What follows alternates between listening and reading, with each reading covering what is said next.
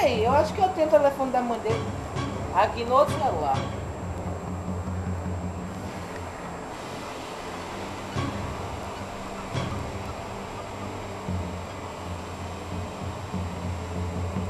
Ah, rapaz, que cara de pau. Cínico. Pintou o cabelo de louro e me enganou. Mas tu vai pagar, neguinho. Tá aí.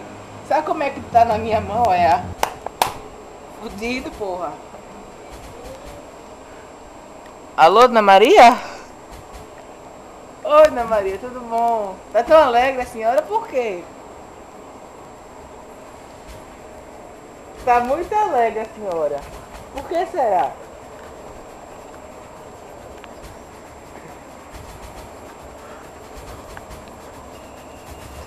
Sabe o que foi que aconteceu?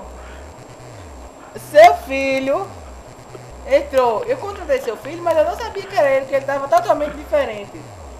Mas ele entrou aqui na minha sala e roubou todos os meus papéis, todos os meus dinheiros e cheques.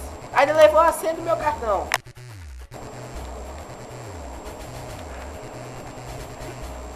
Não se preocupe não, mandei a polícia atrás dele. Tá bom, valeu, tchau. Mania. Tô dizendo. Agora só restou minha carteira, foi pra casa de táxi, até a chave do carro ele levou.